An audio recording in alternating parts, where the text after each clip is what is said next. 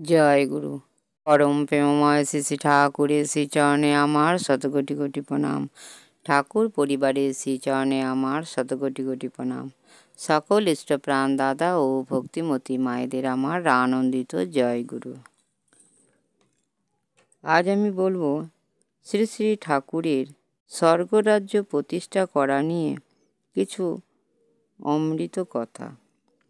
স্বর্গরাজ্য প্রতিষ্ঠা এই প্রকল্প অসাধারণ, অভাবনীয়, অসম্ভব, অসাধ্য ও অবাস্তব বলে মনে হলেও শ্রী শ্রী ঠাকুর এই ঘোর কলিযুগে স্বর্গরাজ্য প্রতিষ্ঠা করতেই চাইতেন।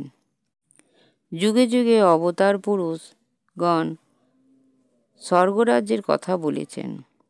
বিভিন্ন ধর্মগ্রন্থে, শাস্ত্রে, পুরাণে ইহার ব্যাপক উল্লেখ আছে।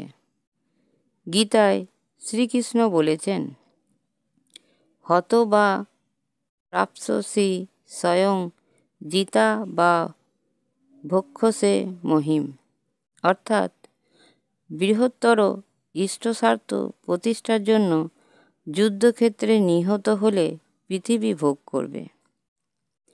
প্রভু যিশুর উক্তিতে আছে, sick the kingdom of heaven first, all other things shall be added unto you, অর্থাৎ প্রথমে স্বর্গরাজ্যের অন্বেষণ করো, তুমি সব কিছুর অধিকারী হবে। আবহমান কাল থেকে এই স্বর্গরাজ্যের ধারণা মানুষের মনকে আলোড়িত করে এসেছে। সত্যিই কি স্বর্গরাজ্য বলে কিছু আছে? যদি বা থাকে, ইউরোপ আমেরিকার মতো তার কি ভৌগোলিক অস্তিত্ব আছে? কেউ কি ওখানে কখনো যেতে পেরেছে? ওখানে যাওয়ার জন্য কি বিশেষ ধরনের কোনো যানবাহন আছে? একটি অল্পবয়স্ক বালক তার বাবাকে প্রশ্ন করল, বাবা, স্বর্গরাজ্যটা কোথায়? বাবা উপরের দিকে হাত দেখিয়ে বলেন, ওপরে।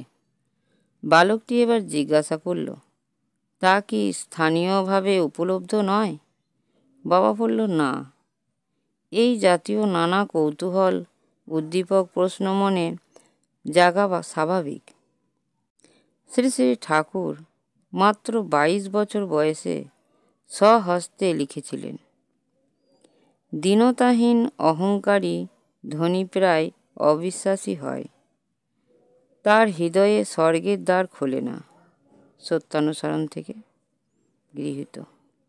আবার তিনি লিখেছেন, সন্দেহের নিরাকরণ করো, বিশ্বাসের সিংহাসনে ভক্তিকে বসাও, হৃদয়ে স্বর্গরাজ্য সংস্থাপিত হোক। প্রভু যিশুর পূর্বোক্ত উক্তিকে উল্লেখ করে শ্রী শ্রী ঠাকুর বলেছেন, স্বর্গরাজ্য অন্বেষণ মানে স্বপরিবেশ ইষ্টনিষ্ঠ, সুসংহত, কীর্তিদীপ্ত, যোগ্য জীবন ও চরিত্র লাভের চেষ্টা। অতন্দ্র প্রয়াসে এই পথে অগ্রসর হতে হবে। মোদ্দা কথা এই যে, প্রচেষ্টার ভিতর দিয়ে ছাড়া আমরা কিছুই লাভ করতে পারি না, সে যে কোনো দিক থেকে হোক না কেন। শরীর বাড়াতে গেলে যথারীতি ব্যায়াম করতে হয়, শক্তি বাড়াতে গেলে বিহিত রকমে শক্তি ক্ষয় করলেই তা সম্ভব। আলোচনা প্রসঙ্গ দ্বিতীয় খণ্ড, 13/12/1941 সাল। ভিডিওটি ভালো লাগলে একটি সাবস্ক্রাইব করে, লাইক, কমেন্ট ও শেয়ার করে আমাকে পরের ভিডিওটি করতে উৎসাহিত করবেন। আর যারা যারা আমার চ্যানেলটি সাবস্ক্রাইব করেছেন তাদেরকে অসংখ্য ধন্যবাদ। পরম পিতার আতুল চরণে আমার প্রার্থনা, সবাই ভালো থাকবেন, সুস্থ থাকবেন ও আনন্দে থাকবেন। জয় গুরু। বন্দে পুরুষোত্তমম, বন্দে পুরুষোত্তমম, বন্দে পুরুষোত্তমম।